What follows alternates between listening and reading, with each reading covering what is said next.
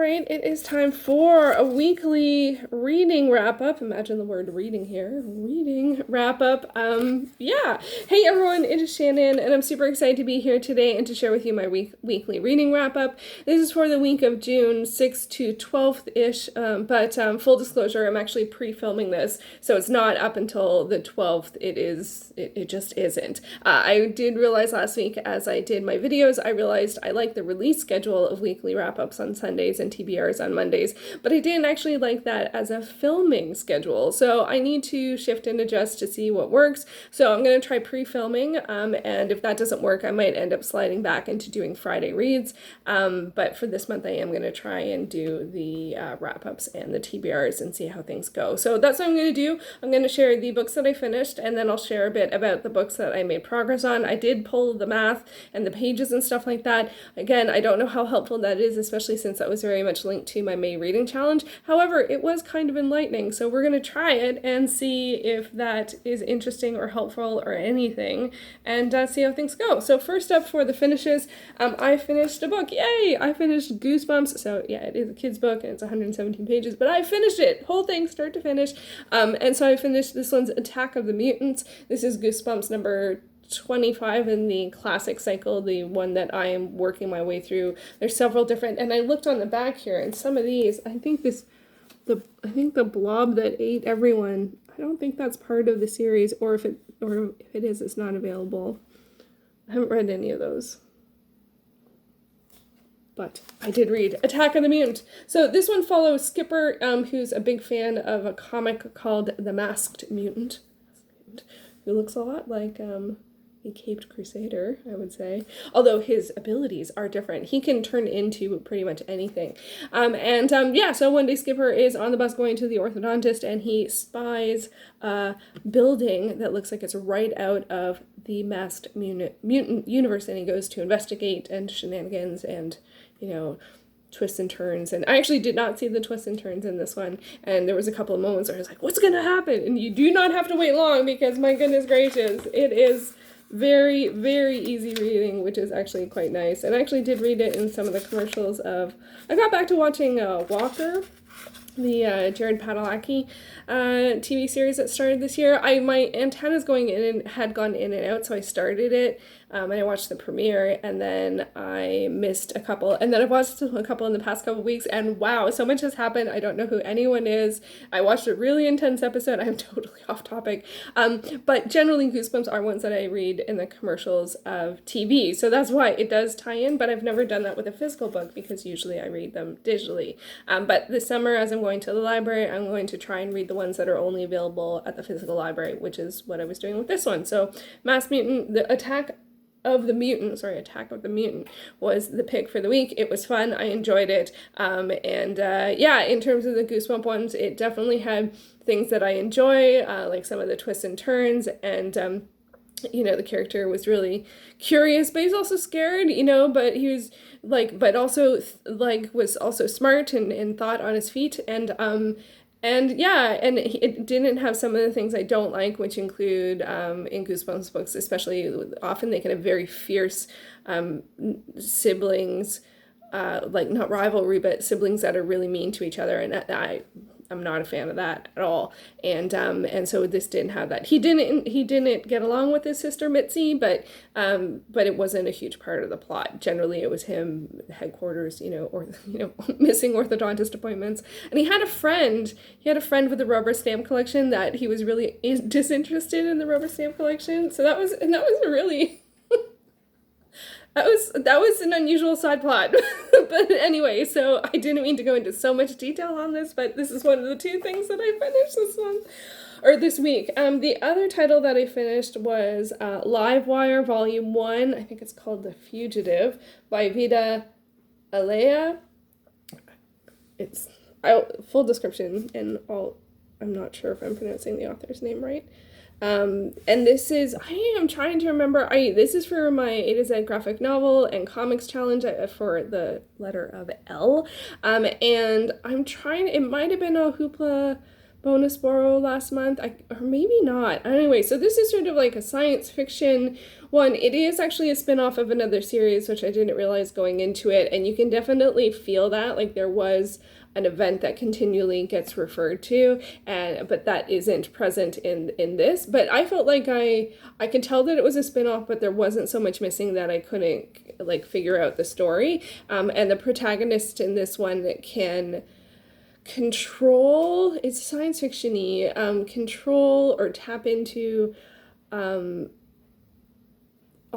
everything from the internet, and also things that are power generated, and so which is a lot, and it was really interesting, and I did enjoy it, and I do plan on continuing the series, except for the fact that Hoopla, for some reason, they don't have issue 7. So they have bind up 1 and 3, which is like 1 through 4 and like 9 through 12. And then they have single issues in between, but they don't have the 7th one. So that's really strange.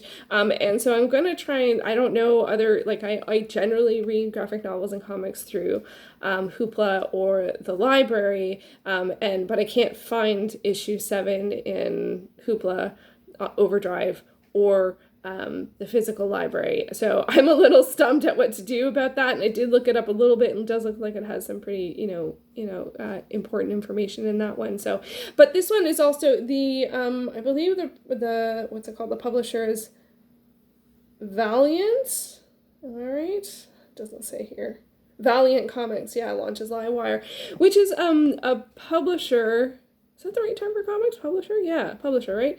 That I have read, I think, several from this year. And on Hoopla, you can click the publisher. Like, you can click the artist or the author or the genre and stuff like that. And I've actually had a fair amount of success, I believe, from reading from Valiant. And it's weird because it's not weird. It's, doing the A to Z graphic novel and manga challenge, one of the reasons, that was last year, doing the A to Z graphic novel and comics challenge, one of the reasons why I do it is try to find comics that I haven't heard about, that aren't necessarily the ones that everyone is talking about. This one I haven't actually heard anyone talk about, and I enjoyed it. Looking at different publishers, I think it's also another approach to that as well. So I can't remember how I found this. Again, it could have been a bonus borrow last month, but I'm really glad that I read it. It was quite intense, though. There was the protagonist does experience people being very aggressive and mean, and more than mean, towards her, because of how much, not only what she did in the other one that isn't in this one, but also because she has so much power. There is a lot of fear around the amount of power that she has, which is a theme in something else that I am reading or watching, and I can't remember what it is. Oh my goodness. So, and that's an interesting theme as well. So so I enjoyed this, and I will continue the series, but I might have to find a way to read issue 7 or just jump it and hope that they refer back to it in the next one. I think it's complete at 3 volumes or 12 issues. So we'll see how that goes. So let me know, have you read Livewire or read other works from Valiant? I enjoyed it, and I think it's somewhere that I'm going to continue to try and find new comics recommendations and things to try. So there we go. Those are the 2 things I finished. So this is like, I can't remember, 200 pages maybe, and 117 pages. So I didn't have tons of finishes this week, but I did get a fair amount of reading done. So on to what I progressed on. I read 117 pages of The Cracked Spine by Paige Shelton, and I have 47 left. I do anticipate reading this probably before this video goes up. This is for the Who Picked This Book book club. The discussion for this one is June 16th, and I am now giving myself more time for book club and social reads. So this one, I've been trying to read 2 chapters a day, and I did up it to 3 because it's a mystery, it's a cozy mystery, and things are starting to progress faster, and I want to know. So I'm probably going to finish reading this ahead of schedule,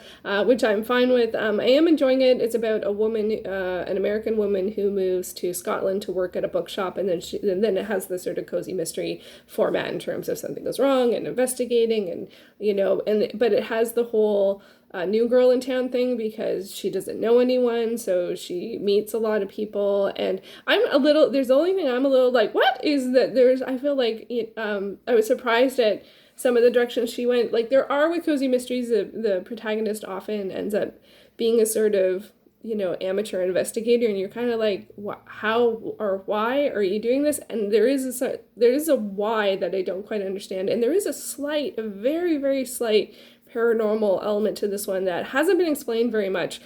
So I hope it gets explained more, and I've been surprised that it hasn't come back to that. So I am enjoying this. I hope to finish it soon. It's a fun, I don't read tons of cozies, and this one actually might be my favorite that I've read so far. So so I'm really enjoying that. I also have been reading The Elephant of Hollywood by Michael Caine. I thank you for everyone for saying what you knew Michael Caine from. I know I ended up asking the question, I think, in 2 separate videos. Sometimes when you film like a lot, it's hard to remember what you say and which ones. But I think actually for me, and this doesn't make any sense, but I think what I know Michael Caine from is The Prestige.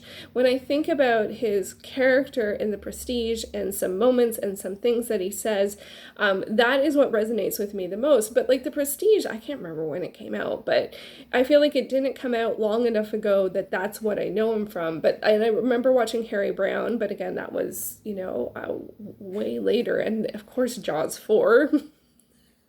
But I keep on looking back, and I'm like, there's got to be something else. And of course, again, Batman Begins, but I'm like, no, there has to be something else. But when I watched films like Alfie, I watched them at the time I was like, watching a lot of movies and going back and getting missing pieces and stuff like that. I think I watched Alfie. I'm not entirely sure. So I'm enjoying this. This is an autobiography by Michael Caine, the actor, and and it's been a lot of fun. This is one of the oldest books on my Goodreads TBR. And I started it over 10 years ago, got it from the library, started it, didn't finish it, had to return it. But I'm only 62 pages in for this, and I have 324 pages left. And in my brain, I thought I would finish this in a week, which isn't very logical that I would read 400 pages of a nonfiction biography. I don't think I have ever done that. But I got like 9 books from the library, and I was like, okay, 3 a week, and I can start 3 a week, but I'm not going to finish 3 a week. So I'm in this really awkward place of realization with that. So anyway, I'm going to continue to read this. Of course, there's always the opportunity to renew stuff for the library if other people haven't placed holds on it, but if they have placed holds on it, you have to return it.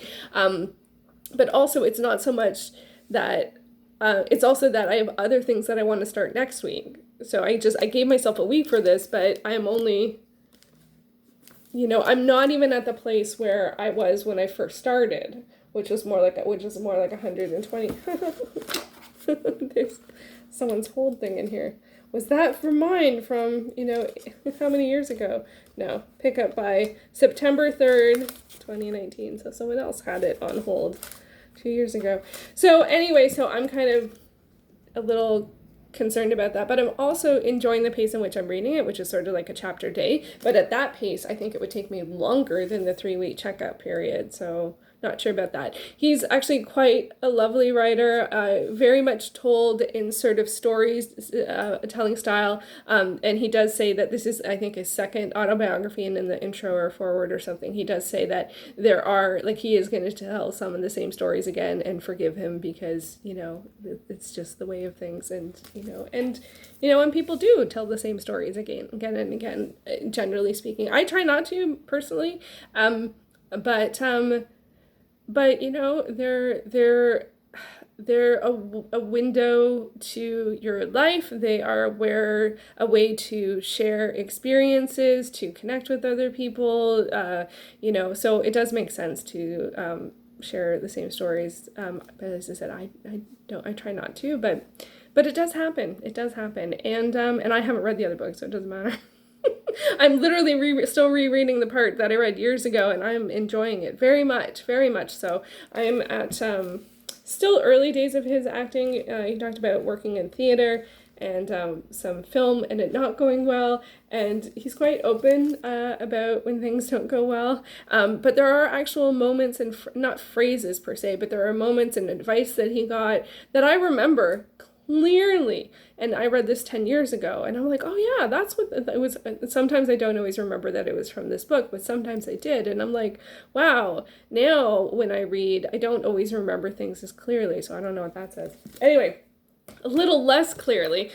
So I've also been reading The Eagle of the Ninth by Rosemary Sutcliffe. This is the first in the Roman Britain trilogy and also the first in the Dolphin cycle. And I read 58 pages. Yeah, 58 pages of this one, and I have 152 left. I really thought that I would finish this in the week, and I nowhere near, right? So 58 out of 152 and 152 left. So I've read about a quarter of this. This one is, there's lots of words on the page, and the font is pretty small. And it is, it's actually finally now got to the point where I thought it was going to get to. This is a action, historical adventure-ish title following a Roman and a Britain, and it's set, does it say? And I will apologize, it doesn't say the year. I will apologize. Last week when I did my haul video, I did show the map. There was a map in the beginning, but I didn't realize the map says, like, it says something like the path we took or something. Why do they do that? Why do that? Because now you know the story. You know, if the map shows the route, you know the beginning and middle and end of the story. Not a fan. It's like when you read books, especially like fantasy, that sort of fictional monarchy type stuff, if they have family trees, you know, unless it's only from the beginning of the book, if it has new people added or people like marrying new people, like, or it indicates that someone has passed away, it's a spoiler. It's a huge spoiler. Anyway, so I apologize if I inadvertently spoiled anyone by showing the map. I didn't notice at the time. So this one, yeah, it's taking me way longer than expected. I thought I would finish it in the week. It's going to take at this pace 4 weeks, which is longer than the hold period. I am enjoying it, but not as much as I expected. I'm kind of wondering, because I started it again 10 years ago and got it from the library, started it, didn't finish it, returned it. That one, I wasn't able to finish it before the movie came out, the movie The Eagle. So that's why I returned it. But I'm also kind of like, did I not enjoy it? Like, was it just not enough, you know, because it's okay. But it's finally at the point where I thought it would start, because it sort of involves a friendship between a Roman and a Briton. And so we're now at that spot. It does have slavery though, so I didn't remember that, and that is part of the dynamic of the relationship. So I'm a little like, whoa, I just really didn't remember that. So yeah, so this has some challenging stuff in it. It also has had some really interesting scenes, too, like really vibrant scenes that I've enjoyed in terms of some of the action, but I don't remember the plot at all. And even from watching the movie, I don't remember the plot at all. I remember that it's about, you know, a friendship, and I liked that element to it, and that's what I'm enjoying about it now, but I only started reading that part of it recently. So I will continue this, but I am worried. Now I am getting worried about finishing my library books on time, and also starting things when I haven't finished these, and it's really hitting me in the face, how my currently reading gets to above 30, because these are both titles that I thought I would finish this week and I didn't, and I still plan on starting new things. So when am I going to finish anything? I don't know. Anyway, let's continue on with what I read. So I also read from her Gallant Captain at Waterloo by Diane Gaston. I'm reading this for the Categorically Romance Readathon. This is a historical Regency set romance, but it's set in Brussels before Waterloo. This one I am struggling with. I read 48 pages and I have 84 to go. I know I just need to like boot it to the end.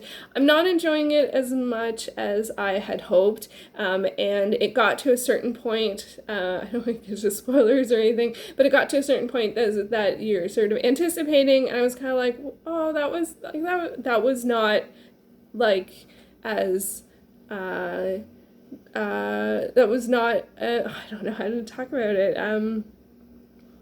It just wasn't, I didn't find it super believable for a variety of reasons, and also I just didn't enjoy it as much as I expected. So I'm kind of like, now I just feel like I need to just finish it. And I have 6 chapters left, 80 pages, and I just need to finish it. And I'm frustrated that it's been a week and I was already started this and I'm reading this for the readathon and I'm not done. So that is adding a layer of unpleasantness. So, and I don't want to start anything new until I finish this. And then the next one I'm going to start is also something I'm already in the middle of. So I'm just feeling like it feels really weird to not start something new for readathon. But as you can see, I'm in the middle of a lot of things. So it's a bit strange. So yeah, so this one, and I've only been, like, I've enjoyed this one generally, but there has been some things that I didn't like. And one of the things I have to say is I actually don't feel like the character, like the title, like I don't feel like the guy is very gallant. Like, I don't feel like he's done anything outside the social norms of someone, would. So to me, that's not being gallant. Being gallant is going beyond. Now, I still have 80 pages, and I imagine for other people where this is going and the trajectory would be very, very exciting. But I actually think I have a challenge with fictional works set during historical actual events.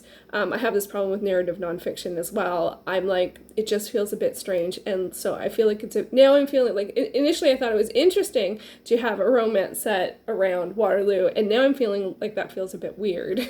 Like, that was a big historical moment. And I just read about it in detail in another fiction work. And so to have it in a romance feels a bit too light. And so I'm struggling with that. So anyway, fun was just yay. And just wow, this video is going long. And so I also have been reading from the book of Pride, LGBTQ Heroes Who Changed the World by Mason Funk. I read 29 pages of this. I have 413 left. I anticipate to read this for the rest of the month, if not longer. I finished the first section was about community, and I have started the second section on this, which is about integrity, I believe.